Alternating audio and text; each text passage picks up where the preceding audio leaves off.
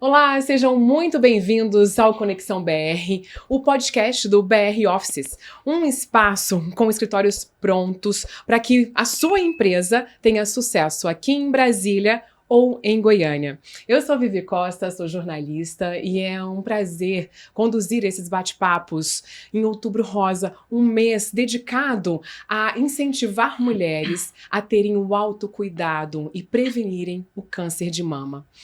Hoje, o meu bate-papo vai ser com Maria Elizabeth Vilela Gouveia, mestre em administração, consultora, exerceu cargos estratégicos e de diretoria na Caixa Econômica Federal e hoje atua na educação executiva em sua própria consultoria para formar líderes e auxiliar organizações a serem mais humanas e eficazes. É um prazer te receber. Bem-vinda, Beth. Vivi, o prazer é todo meu. Estou aqui para poder conversar, trazer o que eu puder de melhor aqui para essas pessoas que vão nos escutar. Conta um pouquinho pra gente como é que foi essa trajetória. Você, como executiva, de repente, fez essa transição para ser uma consultora, uma coach, orientar e passar essa educação, essa informação de tudo que você viveu para outras pessoas e organizações. Vivi, a carreira na Caixa foi uma carreira muito interessante, porque na Caixa a gente tem várias possibilidades. Então, ficava um tempo em uma área e eu buscava novas formas de estar dentro da organização. Então, eu comecei trabalhando lá em Minas Gerais, né, uma cidade pequena, que era perto da minha terra natal. Depois fui transferida para minha terra natal e depois eu fui para Uberlândia, que é uma cidade mais perto, né? Lá em Uberlândia eu me vi com muitas pessoas vinculadas a mim. Houve uma época que eu tinha 37 pessoas. Lembra naquela época que tinha caixa executivo em agência de banco? Então, naquela época eu tinha 37 pessoas e foi no momento em que estava havendo a transição.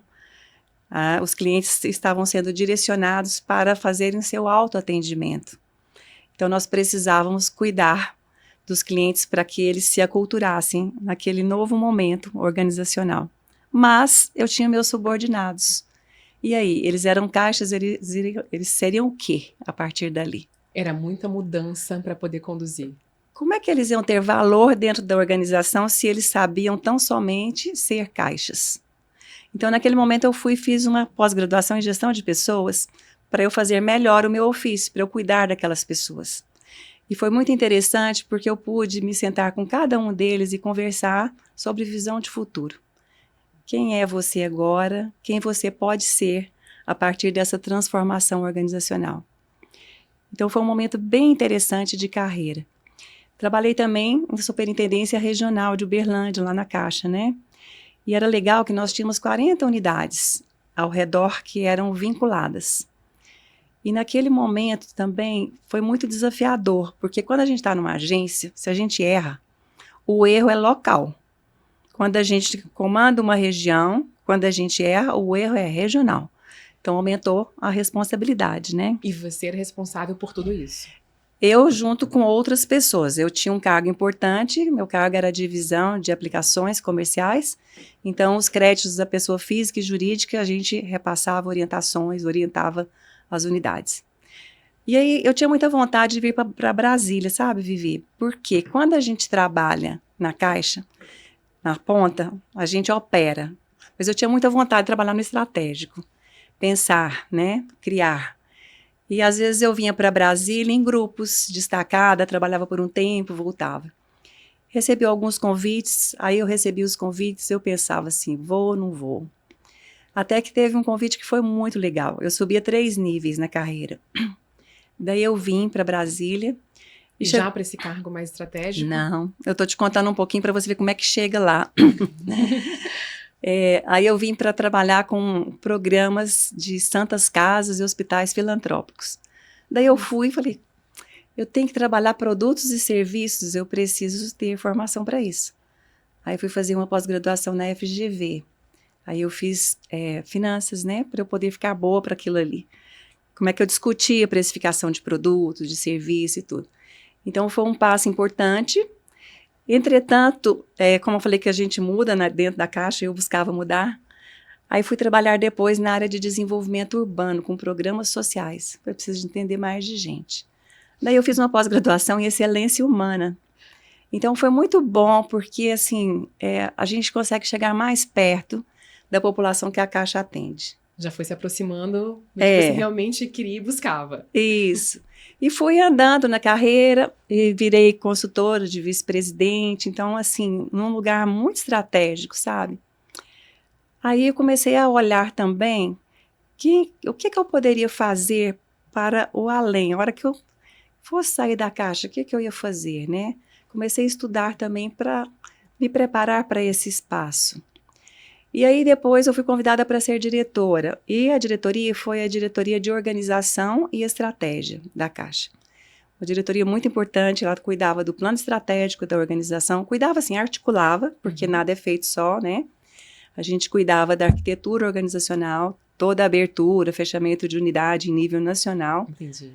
Os processos mais críticos, aqueles mais pesados da organização, né? E a governança, ou seja, o sistema decisório da organização. Então, era algo muito interessante, muito importante. Entretanto, eu me vi assim, acho que eu não estou tão pronta para isso. E, à época, a gente contratou consultorias de renome para nos ajudar. E, nesse momento, a gente fez um plano estratégico. Nós ocupávamos o 5º lugar em termos de ativos na Caixa. E no nosso plano, nós queríamos atingir o 3º lugar. E nós atingimos. Então, foi uma glória da carreira, Parabéns. Uma glória de um conjunto, né, Vivi? Um conjunto de pessoas. Então, foi bem importante esse momento. E quando eu comecei a olhar para fora, eu falava assim, o que vai me brilhar os olhos? Tanto quanto me brilha trabalhar na Caixa. E me brilhava muito. Tanto que eu fiz terapia para sair, porque eu era tão identificada que eu tinha receio de não ficar bem de saúde quando eu saísse, né? E por que você queria sair, se você já estava realizada e feliz onde você tinha chegado já na Caixa? É interessante isso, parece que a gente vai sentindo, sabe, Vivi? Teve um momento em 2015, me lembro muito bem, em outubro de 2015 eu fiz um plano assim, plano para o pós-Caixa, mas não tinha data. Daí cheguei e comentei com meu marido, falei, amor, eu fiz um plano para o pós-Caixa. Ele falou, como assim? Falei, tá aqui, tá pronto. A hora que eu for sair, aqui tem tudo que eu quero fazer depois. E aí, foi passando o tempo, a gente sente que está na hora. Eu já estava com mais de 30 anos de trabalho, né, na Caixa, eu já tinha 32 anos, eu senti. E coincidiu que a Caixa lançou um plano de incentivo para quem queria sair, e eu resolvi sair.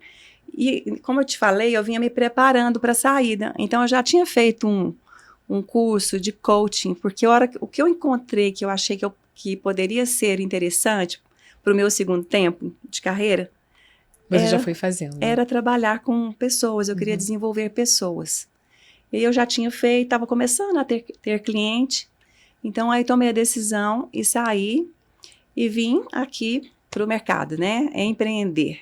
Começar do zero, né? Porque eu era CLT, eu fiquei vários anos CLT. Só no final que não é CLT, porque dirigente não é CLT e eu fui dirigente por 5 anos, né? Aí comecei a trabalhar por minha conta e esse trabalhar por minha conta envolve desenvolvimento de pessoas de um modo amplo. Eu trabalho com coaching, com mentoria, com desenvolvimento de equipes. Atualmente também comecei a dar aulas, né? Dou aula em pós-graduação. Hoje dou aula no IBMEC, na FGV, então algumas coisas que me brilham muito os olhos também. Eu vendo os meus alunos, os meus clientes levantarem seus voos, para mim é, assim, uma satisfação. E olha que interessante, desde o início, quando você começa a contar na sua carreira, você traz aqui pra gente a importância que você via em lidar com pessoas. O processo, quando você teve que orientar aquela mudança dos caixas, já te abrilhantava os olhos. E, de repente, já com 32 anos de carreira, você resolve tomar essa decisão de lidar com essas pessoas e organizações, fazendo com que elas se conheçam melhor. Me conta pra gente O que da sua experiência nesse processo todo, tanto como executiva na Caixa, como as suas experiências também em negócios, que você traz agora para essa sua nova carreira, para essa sua nova profissão? Eu acho que a gente vai acumulando, né? Então, assim, ao longo da carreira, é um aprendizado enorme. Então, eu digo acúmulo nesse sentido. A mochila, a bagagem, ela vai ficando pesada. Ela vai se recheando, né? Se recheando de coisas muito caras, né? Que são bem importantes para a gestão. E como eu te disse, sempre gostei de estudar, te falei de alguns cursos que eu fiz aqui. Então, assim, eu acho que a gente junta, né? O que se aprende no banco da escola, mais o que se aprende fazendo. Então, quando eu me sento com o cliente, eu estou na frente dele por inteiro, né? Com tudo que eu aprendi no meu tempo de gestão, mas com tudo que eu aprendi nos bancos das escolas. E eu acho que isso dá uma sustentação para poder fazer um trabalho de qualidade. Eu acho que o meu cliente, o meu aluno, merece o melhor que eu tenho. E eu sinto que eu consigo colaborar com essas pessoas. E isso me dá muita satisfação. A hora que eu falo que me brilha os olhos, brilha mesmo. A hora que eu vejo um aluno, um cliente se emocionando com o aprendizado, isso para mim é um presente, sabe? Então, eu digo que o meu segundo tempo de carreira, ele é tão bom quanto era antes. Então, eu sou bem realizada com o que eu faço hoje. E o melhor de tudo é poder escolher o que eu faço. Porque como eu trabalho por projeto, hoje, se não for um projeto assim que me chama muito internamente, às vezes eu declino, né? Então, a hora que eu vejo que é um projeto que realmente eu vou conseguir fazer a diferença com um grupo ou com uma pessoa, daí eu embarco nele, sabe? E Beth, você fez essa transição de carreira, estava ali nesse momento realizada com as suas novas decisões e de repente veio esse diagnóstico de um câncer de mama. Como foi para você lidar com essa notícia e superar todo esse processo? O diagnóstico do câncer de mama, para mim, eu acho que foi o pior dia da minha vida. É como se faltasse chão, é como se abrisse um buraco. É uma dor que talvez eu nem tenha as palavras certas, eu acho que as palavras não alcançam a dor. Eu me lembro bem, eu estava arrumando mala, nós passaríamos o Natal na casa dos meus pais, minha mãe com 87, meu pai com 89, e eu só abrindo o site do laboratório o tempo todo, porque demora, não sei se você sabe, Vivi, mas uma biópsia demora uns dias para sair. Isso. Acho que mais de 10 dias. Eu abri aquilo lá umas 10 vezes por dia.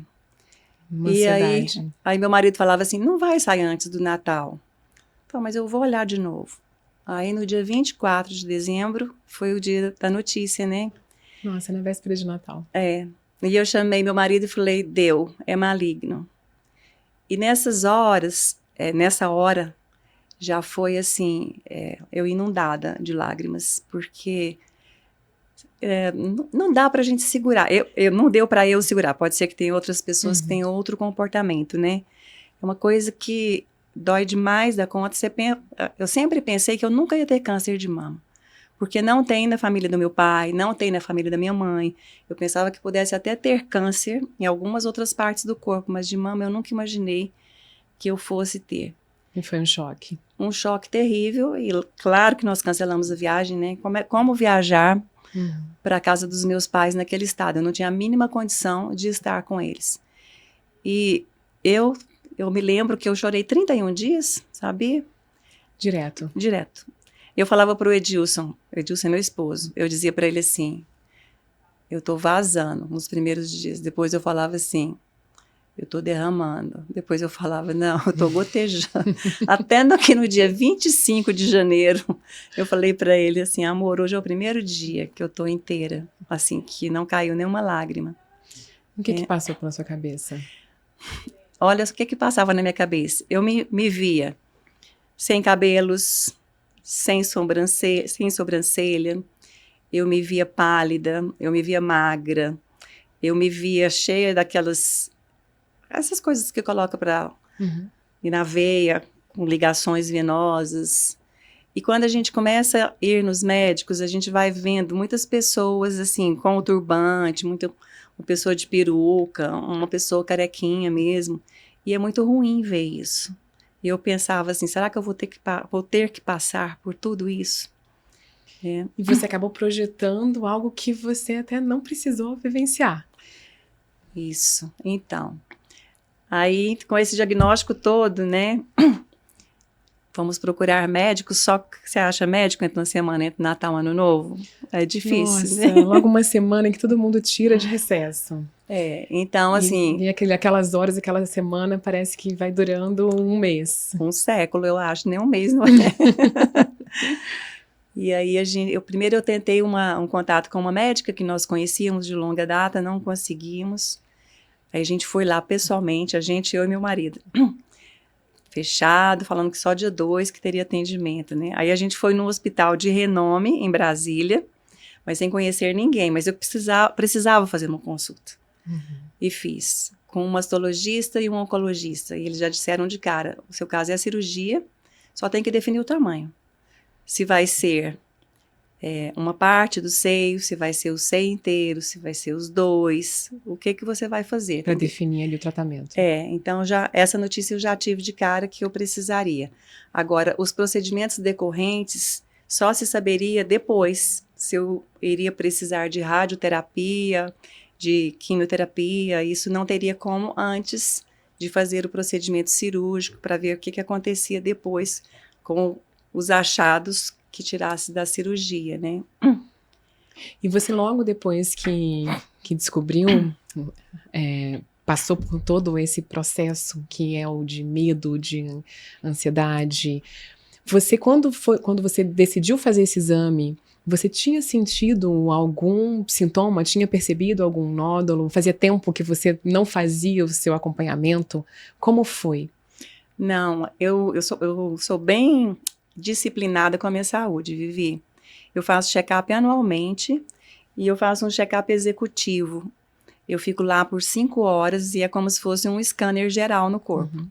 Então, eu tinha feito o check-up em outubro e no dia 4 de novembro, eu tive a consulta de retorno. Na consulta de retorno, a médica falou para mim, tem algo importante na sua mamografia e na sua ecografia, você precisa procurar um mastologista.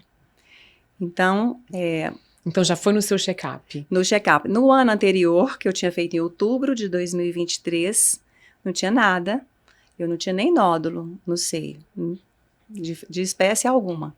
Então, em outubro de 2024 é que apareceu, era bem pequenininho, eram 7 milímetros o nódulo. Era bem inicial.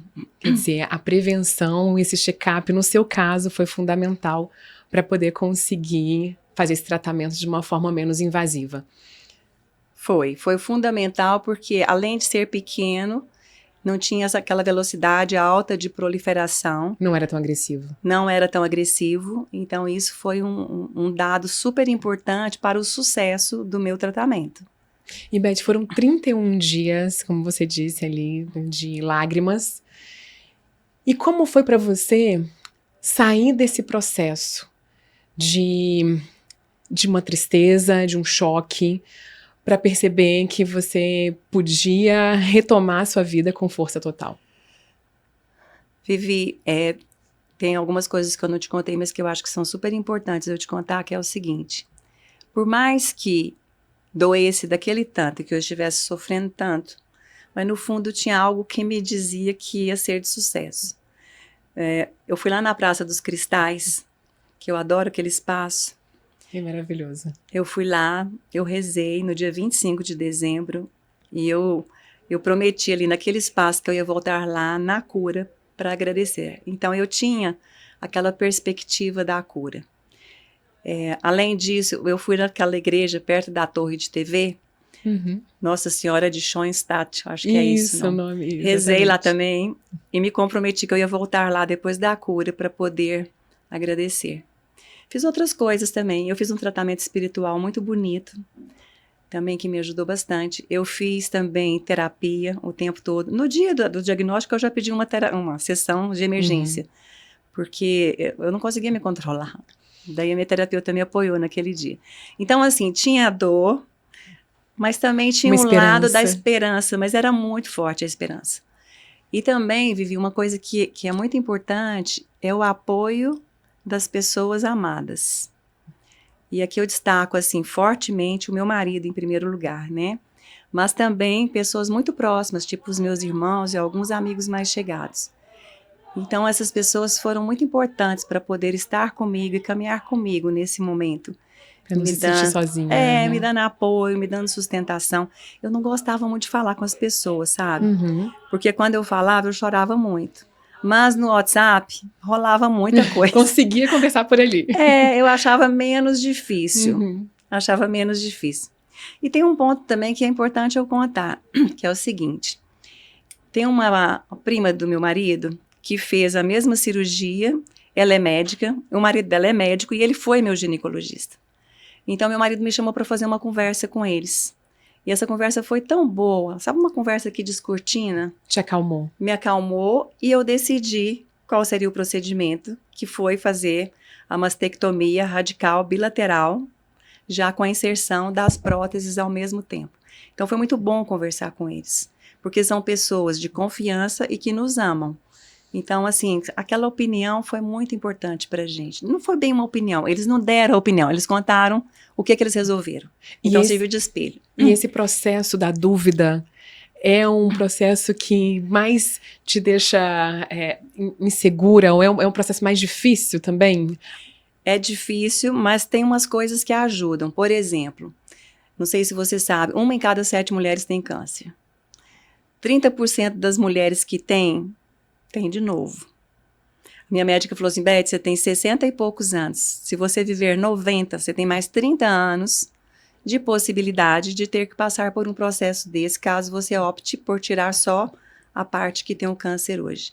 Então, isso também foi uma coisa que pesou. E a questão estética também, né? Porque se opera um lado, o outro não, como é que fica? E como eu fiz a prótese ao mesmo tempo, então eu fiquei com as mamas bonitas e assim, uniformes, né? As duas iguais. Isso também te deu ali um ânimo, né, para passar por todo esse processo. Você não precisou passar pela quimioterapia, nem pela rádio? Não precisei, tirou tudo na cirurgia. Apareceu um outro nódulozinho de 3 milímetros, quando foi examinar todos os tecidos retirados, né? Quer dizer, se eu não tivesse feito como eu fiz, provavelmente eu teria que passar de novo pela mesma situação em um futuro breve. Então, eu penso que foi super acertada essa decisão de ter tirado as 2 mamas como eu fiz, tá? E o impacto é muito recente. Né? Isso foi em dezembro de 2024. E você passou por todo esse processo. E hoje, como que você se vê depois de ter passado por tudo isso? Porque eu digo que o processo também do câncer de mama, para muitas mulheres, é um processo de resiliência. E quando a gente fala de liderança, que é o que você forma hoje em outras pessoas, também precisa, né, de uma certa resiliência. Como que você conseguiu trazer isso para o seu dia a dia?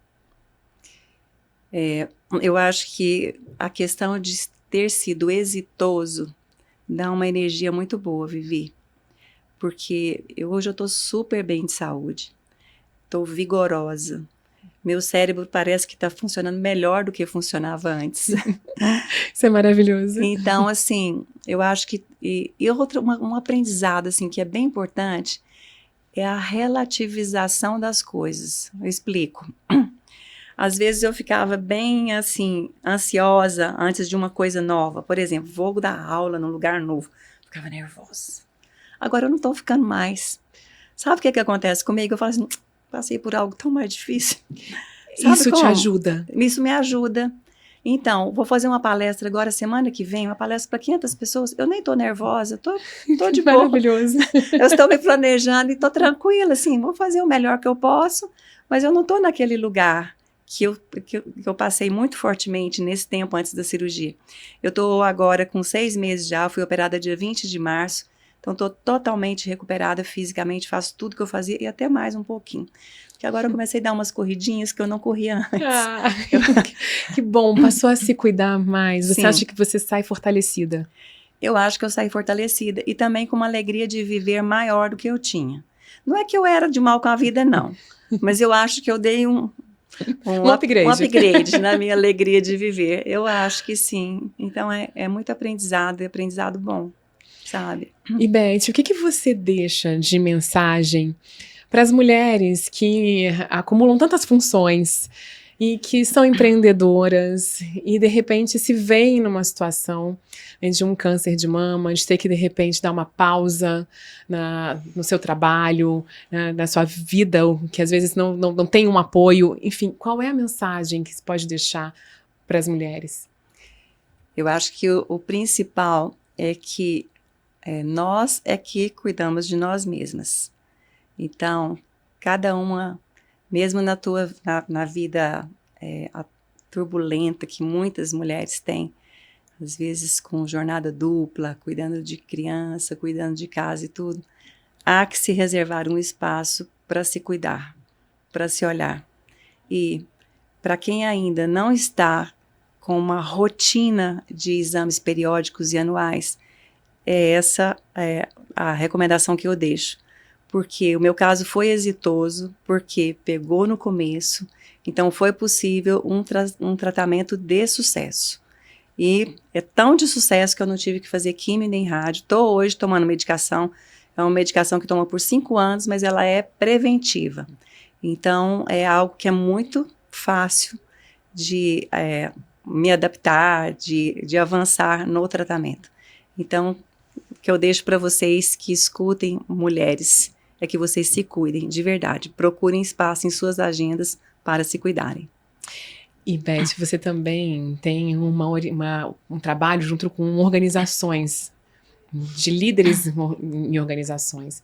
E o que dá para dizer também para empresas, para ter esse equilíbrio com o resultado e também com o cuidado com seus funcionários, com suas funcionárias? Então, Vivi, é bem interessante que você está trazendo, porque houve um momento em que era muito forte só cobrança, cobrança, cobrança. Hoje, esse estilo de gestão, ele está perdendo lugar. Então, o que ganha lugar? Ganha lugar a humanidade no ambiente de trabalho. E a humanidade, olhando para isso, na humanidade dentro do ambiente de trabalho, há que se proporcionar espaços para as pessoas, para as relações. E o líder, ele precisa hoje habitar um lugar de mais humildade também. É uma pessoa que trabalha mais com perguntas do que uma pessoa que tem respostas prontas para tudo.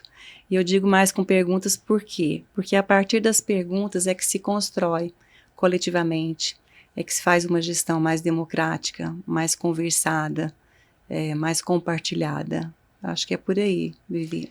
É isso, trazendo para todo mundo para um olhar mais cuidadoso com o outro. Sim. Uhum. Muito obrigada por compartilhar essa sua história com a gente. Eu sei que foi uma primeira vez que você compartilhou essa história, né, de uma forma tão detalhada.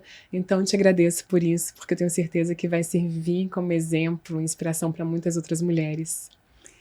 Obrigada, Vivi, eu agradeço também, e se eu conseguir inspirar algumas mulheres com essa conversa, eu acho que o objetivo está cumprido. Com certeza. E eu conversei hoje com Beth Gouveia, ela que é consultora, coach, administradora, uma mulher mais forte do que nunca. E se você conhece alguma mulher que vai sair ainda mais forte, que precisa dessas conexões, compartilhe e também siga Conexão BR nas redes sociais, também no YouTube, no Spotify. É um prazer estar com vocês aqui e até a próxima.